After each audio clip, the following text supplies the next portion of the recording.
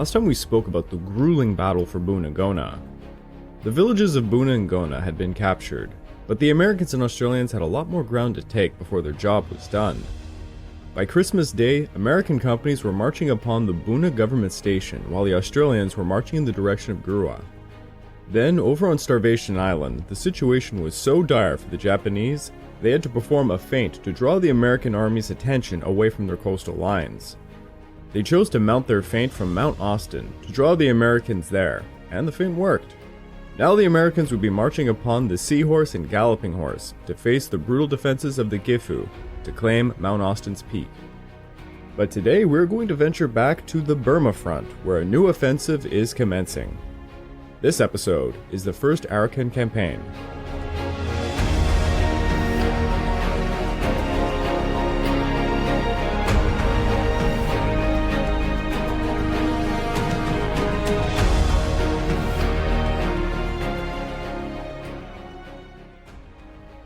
Welcome back to the Pacific War podcast week by week, and I'm your dutiful host, Craig Watson.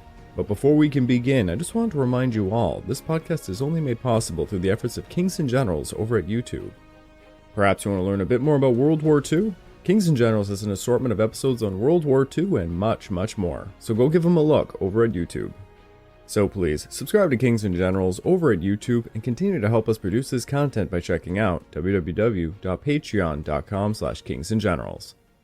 And hey, don't forget about our sister podcast over at The Age of Conquest, the Fall and Rise of China podcast, written and narrated by me. And if after all of that you are still hungry for some more history, why don't you check out my personal channel, the Pacific War channel over at YouTube, where I am just releasing a 7-part series on China's warlord era. Give it a look, it'll mean a lot to me. While the Americans and Australians were tipping the balance of power in the South Pacific, over in Burma, it still rested firmly in the hands of the Japanese. The British had lost entire armies in Malaya and Burma throughout the year of 1942, and they were now patiently rebuilding those said forces under the guiding hands of Lieutenant General Slim. Now back when we were talking about Burma, General Stilwell was planning a new Burma offensive set for October. Stilwell sought to attack Burma from Yunnan province with 15 to 20 Chinese divisions, while the American and British would put up about 5 to 7 divisions plus some paratroopers into a front offensive from India and an amphibious operation against Rangoon. Stilwell had to negotiate with his best friend, Mr. Peanut, Chiang Kai-shek, who laid out 3 major demands to consider a new Burma campaign.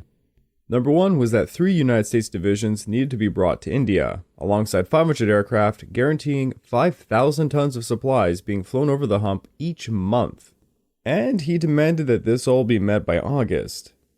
After tedious back-and-forth fighting and drama between Stilwell and Chiang Kai-shek, Stilwell laid out 4 major reasons for the Burma campaign.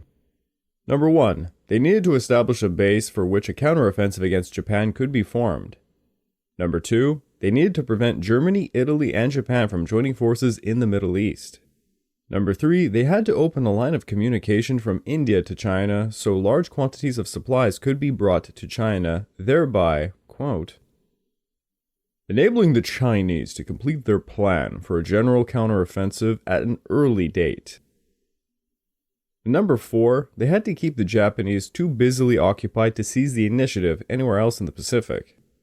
The plan, as you would imagine, received a lot of favor in Washington. The British, however, were not too enthusiastic, but they were not opposed to it outright.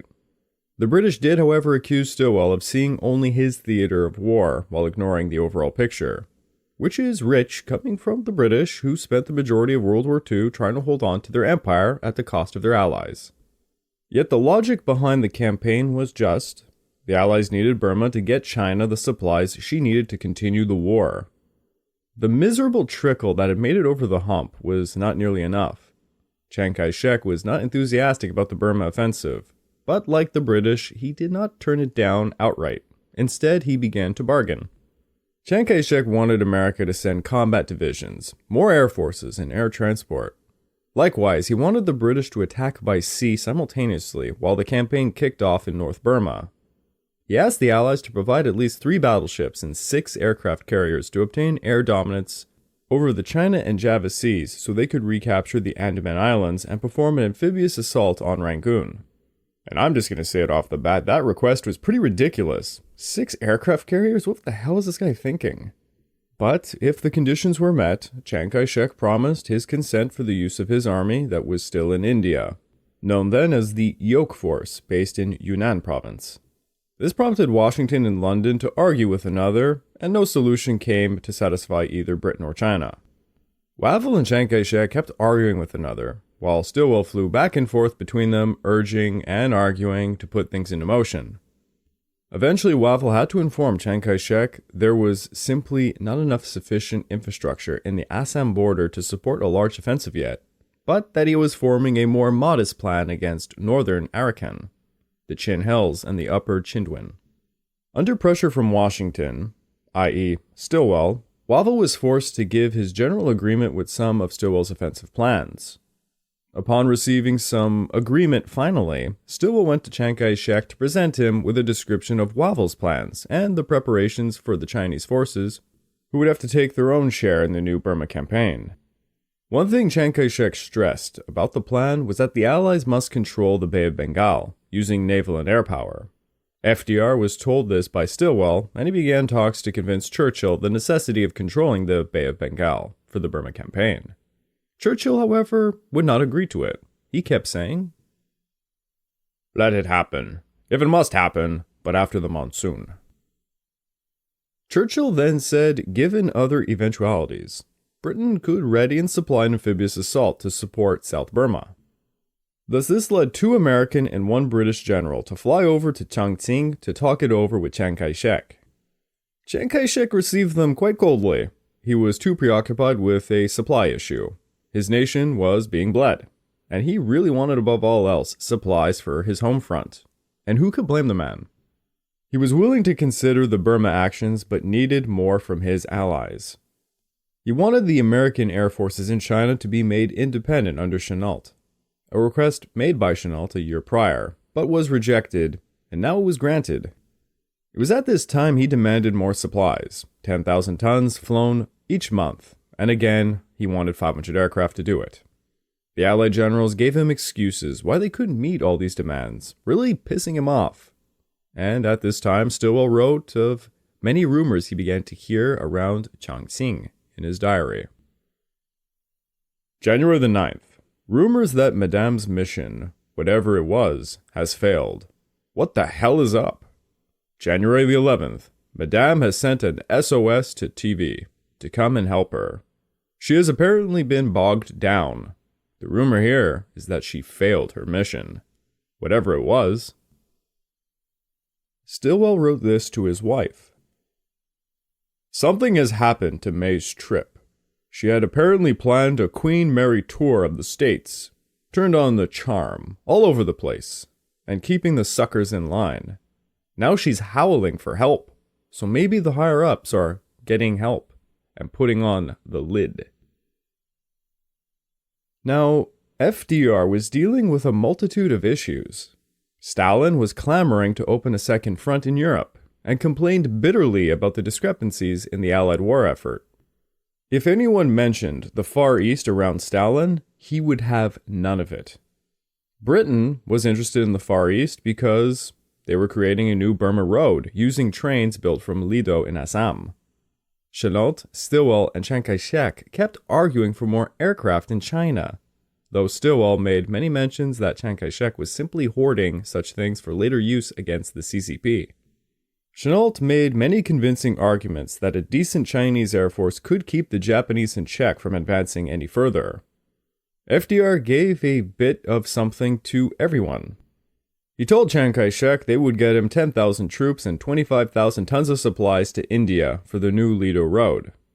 He told General Marshall that he believed they were neglecting the Chinese air forces that could really do some hurt to Japan. He said Chennault's program should be boosted and that the tonnage going over the hump had to increase. Yet, upon hearing all of this, Chiang Kai-shek remained unflinching, for he still argued the British must formulate amphibious assault in South Burma, or any campaign would simply fail. FDR was in a bit of a pickle. He couldn't really inform Chiang Kai-shek of British intentions on the matter, as he himself had no idea what the hell they would do. Now, supplies were definitely increasing over the hump. And for Chennault's Air Force, things were looking pretty good for the Burma offensive, taking off. But things began to deteriorate quite badly. The Japanese began the long-feared push towards Sichuan, before Chennault's air forces were large enough to push him back. The Japanese would only be halted at Aichang, on the Yangtze, just around the other side of the gorges from Chongqing. On July the 19th, Stilwell submitted a 3-point plan to Chiang Kai-shek for a land offensive by 20 to 30 Chinese divisions that would be opening up Rangoon to shipping. He argued this would allow Chiang Kai-shek to receive another 30,000 tons of supplies. The magic word is always supplies when it comes to Chiang Kai-shek. Stilwell called it XY Plan, for he had in mind a two-pronged invasion with a X force invading from India and a Y force invading from Kunming in Yunnan province. The third element was to be a British amphibious assault against Rangoon, in concert with the Chinese offensive, but only once they had reasserted naval control in the Bay of Bengal and retook the Andaman Islands. And rather surprisingly, independent of Stilwell, the British Chiefs of Staff were at that very moment considering the recapture of Rangoon in an operation codenamed Anakim. However, the plans were largely chimerical and scheduled for November. Wavell reiterated this point, stating they did not have the necessary forces yet, especially air power, to carry out the plan at the given time. Alongside this, the British Chiefs of Staff had made Anakim contingent on developments within other theaters like the Middle East, and they had hoped the USSR would go to war with Japan as well. Now, that's a rather large development to expect. Chiang Kai-shek's immediate response to Stilwell's plans were to stall. He was actually secretly hoping Stilwell would get sacked. Stilwell wrote in his diary at the time about how stupid, uneducated, and friendless Chiang Kai-shek was, and how he believed Madame Sung would make for a much more efficient leader than him. One entry included, "This is the most dreary type of maneuvering I've ever done. Trying to guide and influence a stubborn, ignorant, prejudiced, conceited despot who never hears the truth except from me and finds it hard to believe." Then Lachlan Curry came back over talking to Chiang Kai-shek, and using his Machiavellian magic, he managed to get Chiang Kai-shek to agree to Stilwell's plans by August the 1st.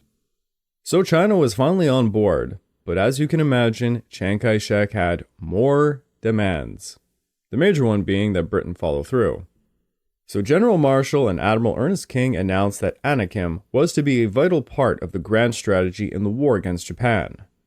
Marshall followed this up with a crude, and I might add, very effective arm-twisting maneuver of his British counterparts, by bluntly stating that unless they signed up for Anakim, the Americans might have to pull out of planning for the invasion of Europe.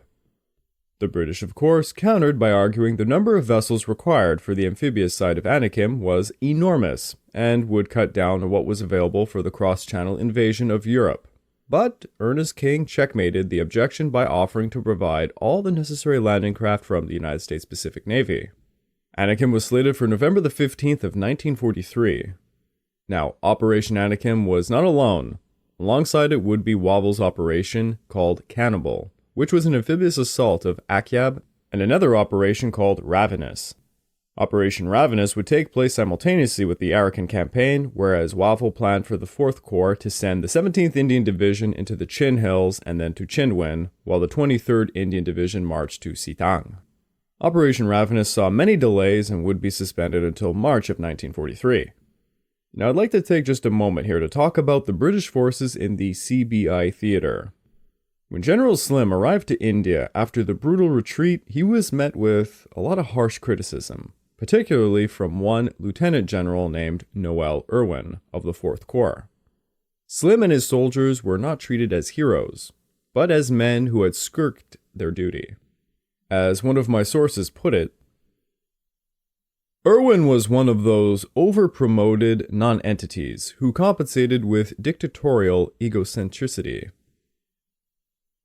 There is just a certain amount of flavor in that description, I find. When Irwin criticized Slim, Slim replied this: "I never thought an officer whose command I was about to join could be so rude to me." Irwin replied, "I can't be rude. I'm a senior." Thus, I believe a bit of a bromance was forming. Now, the two men had a bit of a history together, it turns out. Irwin had been commissioned into the Essex Regiment prior, and during the Sudan Campaign of 1940, the 1st Essex Regiment broke and fled at Gallabat, and Slim ended up sacking the commanding officer, who was an old friend of Irwin's. It seems Burma was a perfect opportunity for payback. It did not help that at this time India was in a crisis, because Japanese bombings had finally reached as far as Impal. By May the 20th, the Burma Corps had finally disbanded and Slim took over command of the newly formed 15 Corps, given the task of defending the Bay of Bengal region, with their HQ set up in Calcutta. Meanwhile, the command structure of the Indian Army had been reorganized into 3 new armies. The Northwestern Army, led by Lieutenant General Henry Finnis, the Southern Army, led by Lieutenant General Noel Bresford Pierce, and the Eastern Army, led by Lieutenant General Noel Irwin. India was seeing a severe amount of rioting by nationalists who wanted to gain independence from Britain, led by the famous Mahatma Gandhi. Gandhi had launched the Quit India Now movement, commencing a wave of non-violent civil disobedience that he became quite well known for. The entire Congress Executive Committee was arrested in August of 1942 and imprisoned, where Gandhi himself would be stuck in jail for over 2 years.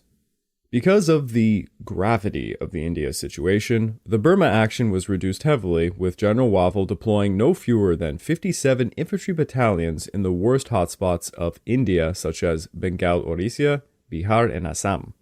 It is estimated the entire Pacific War was put back a good 2 months because of these troubles. On the other side of this was another large issue, that of the Indian nationalists aided by the Japanese.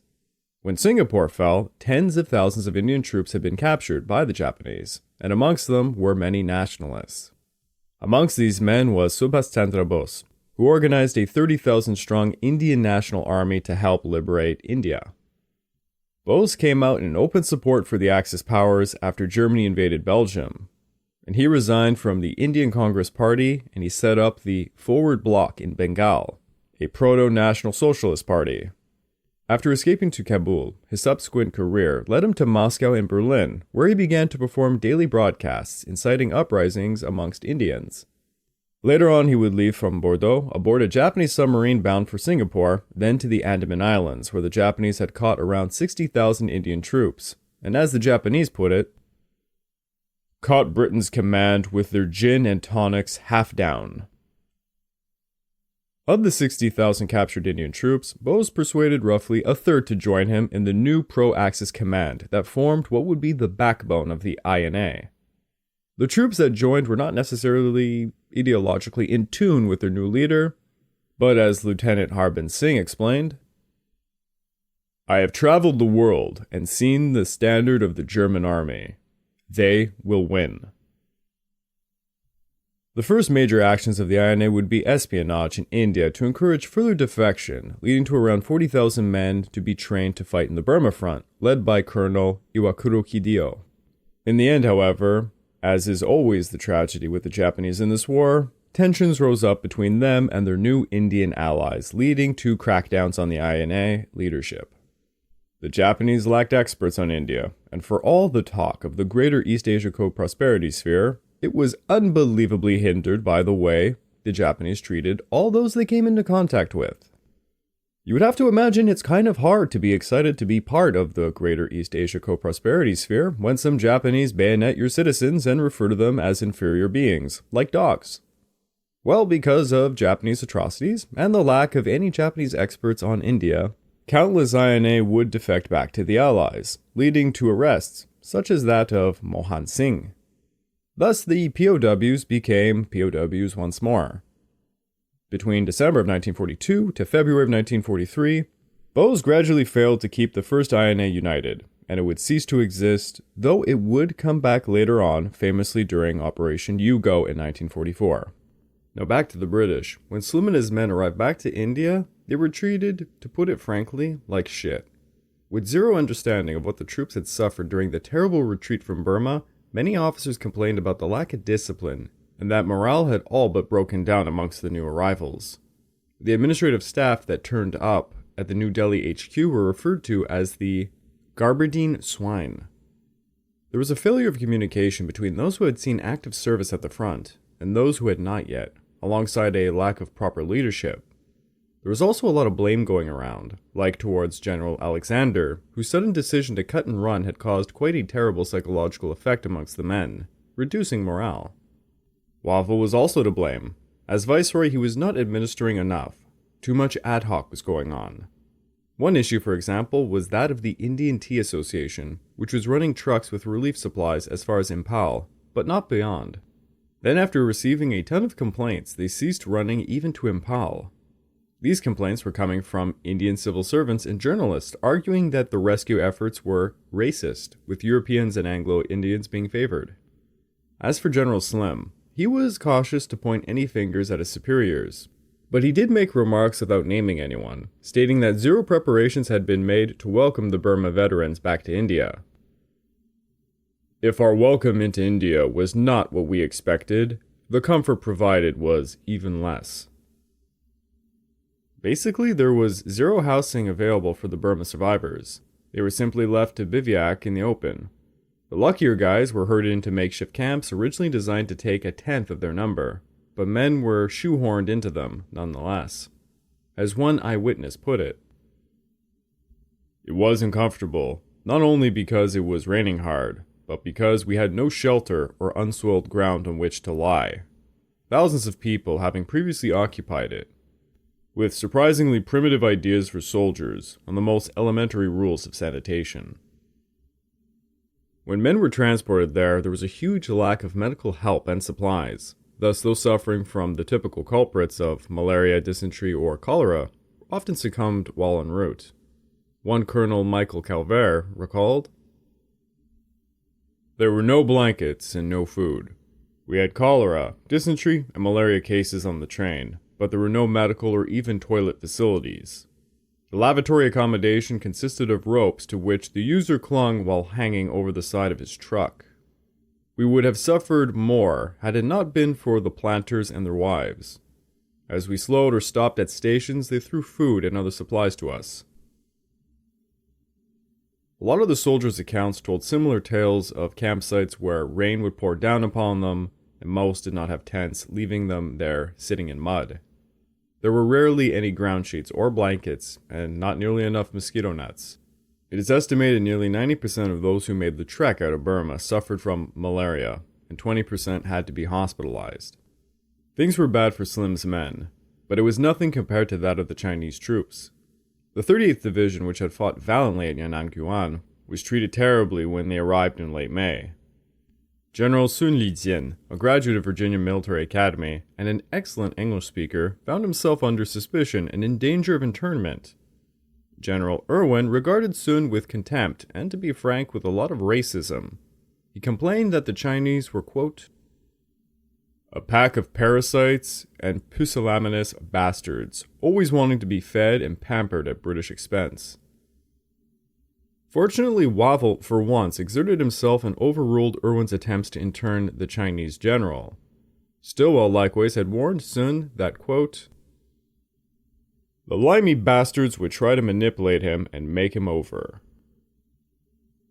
Now, as I said, Slim handed over his troops to the 4th Corps and transferred over to Calcutta, where he took command of the 15th Indian Corps. The 15th Corps consisted of the 70th British Division, 50 armored brigades, and some assorted corps units. Slim spent a great deal of time whipping his army into shape, insisting on regular parades and physical fitness. He instituted his own training program based on the grim experiences he had over the past year. This meant a lot of jungle fighting. He also taught the boys if you found Japanese units to your rear, not to panic, but instead to also assume it was the Japanese who were surrounded. To not hold long continuous lines of defense. To never make frontal attacks when there were other options available, like performing hooks or flanking maneuvers, and that tanks, while useful, should always be packed with infantry to back them up. He also told the boys the Japanese loved to scream at them at night, and the best answer was just silence. All of this became known as Slim's eightfold Credo, and I would say it saved a lot of Allied boys' lives. Now, Wavell had been forming plans for the reoccupation of Burma, even as the troops were retreating in disarray in May. Both public opinion in Britain and America demanded something be done urgently in Burma. Thus, Wavell ordered Irwin and his Eastern Army to begin operations in the Arakan Peninsula of Burma on September the 17th of 1942. The aim of the operation was to seize Akyab Island, and from there bombing raids would be launched against Rangoon. Yet, a Arakan campaign meant challenging nature at its most difficult time, even before the Japanese were going to be encountered. From the Indian frontier to a point just short of Akyab Island ran the Mayu Hills, over 90 miles long and 20 miles wide. The ridges held razor-sharp scarps some 20 feet, with narrow strips of land on either side of its hills. Jungle was everywhere. There were even streams that caused mudslides and other horrifying terrains. Monsoon season brought 200 inches of rain in May. Leeches, mosquitoes, and malaria were constant enemies in such terrain. Wavell's campaign called for a threefold approach. Number 1, a direct infantry attack into the Mayu Hills. Number 2, guerrilla activities with long-range penetration. Number 3, amphibious landings at Akyab Island. Slim was not consulted on his opinion, though he would go on the record to state that combining the three plans was a fatal mistake, and he favored going for the penetration option solely. Wavell was the most inclined towards the amphibious approach, but he lacked landing craft because of Operation Torch. Operation Torch eventually forced Wavell to give up the amphibious aspect, and instead he ordered Irwin to blast a passage to Akyab Island overland through the Mayu Hills. As the planning for the Arakan offensive advanced, Irwin promptly decided to redeploy Slim's 15th Corps at Ranchi to raise fresh divisions and train these units in jungle combat, while Irwin himself assumed personal command of the 14th and 26th Indian Divisions for the coming offensive. This was such a clumsy and convoluted command arrangement that it can only be explained by Irwin's desire to keep Slim away from important operational roles, i.e., Irwin was being a dick to Slim. He was a compulsive micromanager, and he would thus personally deal at the same time with the domestic insurgencies in northern India, the administrative duties of his army from Calcutta to Fort Hertz, and the battalion-level control of the First Arakan Campaign. By December, the advance got underway, led by Major General Lloyd, who would have 9 brigades under his control, a force 3 times the size of a normal division. Meanwhile, Irwin was overseeing everything from Calcutta to Fort Hertz in northern Burma, while simultaneously trying to control a domestic insurgency. Irwin's hatred for Slim overcame his reasoning capability, and he did not delegate enough to help Lloyd. Irwin, as you may have guessed, would turn out to be the wrong man for the job. He had been critiqued by modern scholars to have been, quote, a man of dictatorial and egocentric temperament, who treated subordinates like indentured coolies deserving neither trust nor consideration. Irwin was also by nature a meddler. He trusted no one but himself, and involved himself constantly in detail which should have been of no concern to any army commander. He gave little or no latitude to his subordinates to use their own initiative, and ensured that in every point of detail his orders were carried out without discussion or deviation. This made him dangerously inflexible, finding it difficult to change his mind and approach when the situation demanded it. Despite the issues, at first the Arakan offensive went quite well. Lloyd enjoyed the advantage of numerical superiority and air supremacy. On December the 16th, Lloyd's forces finally started their attack, unopposed, reoccupying Mongda and Buthidang 1 day later. From there, the 47th and the 123rd Brigades would advance east of the Mayu River towards Rathudang, and down the coast to Foul Point. The Japanese made no attempt to mount a defense between Mongda, Rathudang, or Kayukta. General Miyawaki had decided to send his 2nd Battalion to prepare the defensive positions at Rathudang, and his 1st Battalion to Dongbak. General Aida likewise ordered the 55th Division of Lieutenant General Koga Takeishi to reinforce the defenses of Arakan. By Christmas Day, Lloyd's men reported to him that the Japanese had pulled out of Rathudang, and on the eastern bank of the Mayu River. It was like a Christmas gift. The Mayu River enters the Bay of Bengal, you see, and it holds a narrow peninsula which goes out to Foul Point, about 6 miles away from Akyab Island. The Japanese under General Koga dug in at Foul Point, expecting the Allies to mount an attack to seize the island. Lloyd was to advance along the Arakan coast to Foul Point, where they would be reinforced by the 6th British Brigade to launch an assault of Akab across the Mayu River. Lloyd was also ordered to capture Rathdong village to prevent the Japanese from using said river. At Foul Point, the Japanese prepared unsuspecting weapons as Slim described it. For the first time, we had come against the Japanese bunkers. From now on, it would be very familiar to us. These were small, strong points made usually of heavy logs with 4 to 5 feet of earth, and so camouflaged in the jungle that they could not be picked out at even 50 yards without prolonged searching. These bunkers held garrisons varying from 5 to 20 men, plentiful, supplied with medium and light machine guns. The bunkers were formidable and impervious to field guns or medium bombs. The redoubts at Dombak were natural anti-tank positions, with steep sides up to 9 feet high to some of the bunkers. On January the 7th of 1943, the Allies got their first taste of trying to assault heavily fortified Japanese defenses. They were thrown back with terrible losses for over 4 successive days. Wavell and Irwin were shocked, and both visited Lloyd on the 10th, telling him he had to take Dombak at all cost. Lloyd requested tanks, and would be granted them. To Slim's shock, he was asked to supply just a pack of tanks from the 50th Tank Brigade, part of his 15 Corps. He objected, pointing out that tanks needed to be used en masse, not in piecemeals. He said, quote, "The more you use, the fewer you lose. You don't just send tanks in penny packets." These were very wise words. Well, they didn't listen to Slim, and instead they deployed half a squadron of tanks on a very narrow front. And as Slim predicted, 8 tanks made 0 progress. The British assaults were brushed off with heavy casualties. Trying to keep Slim as far away as possible from the campaign, Irwin only assigned 8 Valentine tanks to the Dombak front. Lloyd would also continue to throw all he had against the entrenched enemy throughout January, but each time the outcome ended the same: a disappointing defeat and a humiliating mass of casualties. By the end of January, the 55th Brigade, reinforced with 8 Valentine tanks, were sent to relieve the battered 47th Brigade, and on February the 1st, they too would launch a frontal assault against the Dombak's Chong dugouts. And there, most of their tanks would get stuck in ditches, while others would be knocked out by Japanese anti-tank guns and shell fire. Thus, the brigade's attack faltered. General Lloyd was suffering the exact same failings that had characterized the British Army's performance in the Burma retreat. Poorly trained troops, completely unprepared for jungle operations, were tossed at an enemy much more comfortable with the terrain. The troops were quickly demoralized by their failure to penetrate the Japanese defenses. Again, like we have said multiple times in this series, the apparent superiority of Japanese troops and their flanking movements had a psychological effect. One awestruck Jat officer noted, "One could stare at the Jap line for hours on end with binoculars and scarcely see a thing move or a leaf displaced." Irwin's foolish notion to tell the troops to hold their ground at all costs without providing a realistic strategy led to unnecessary casualties upon the 14th Indian Division.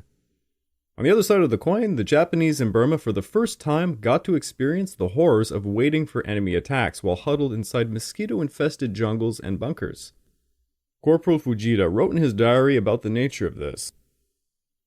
"What is war? A tragedy, the mutual infliction of human beings, the oppression of peoples, the use of civilization to get at each other's throats." Corporal Fujita would write this to his girlfriend. "Should I die, Mizue, you ought to have chosen another man and be happy. Look after mother. Goodbye to all." The psychological stress the troops suffered on both sides to Mother Nature, i.e. jungle life, was pretty well described by one Private Dick Findeman of the 2nd Royal Norfolks, who complained in his diary, "Hairy chest would get prickly heat, and it could send you on the verge of bloody insanity. You shouldn't scratch. But you did scratch, and it would bleed. The itch would become infected and sore. You get it on your head. Get it around your private parts. Any parts of your body." The British assault fell apart. They were unable to breach the Japanese defenses, and they soon fell back. Wavell compared the failure to the fierce battle fought by the Australians and Americans over in the Bunagona front. It seems quite clear that we are facing a form of Buna and Gona.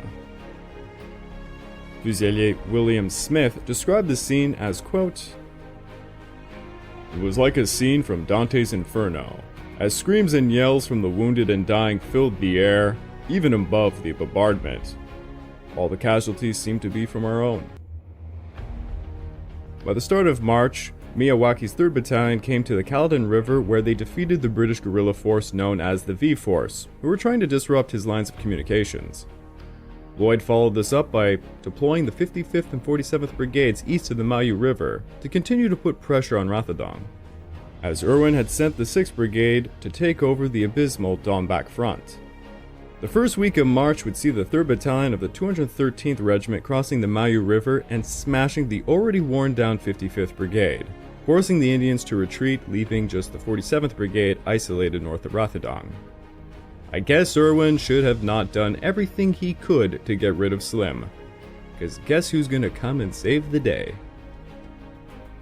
I would like to take this time to remind all of you that this podcast is only made possible through the efforts of Kings and Generals over at YouTube.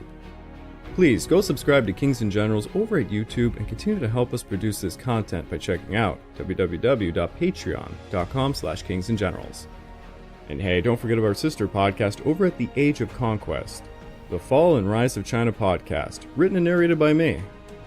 And if after all that you were still hungry for some more history, why don't you check out my personal channel, the Pacific War channel over at YouTube, where I'm just now releasing a 7-part series on China's warlord era. Give it a look, it meant a lot to me. The first phase of the Arakan Campaign was a complete disaster. General Irwin, in his efforts to belittle General Slim, had caused an absolute catastrophe to occur. He ignored advice, went into unfriendly terrain unprepared, and worst of all, he just kept tossing men right into the meat grinder, causing unnecessary deaths.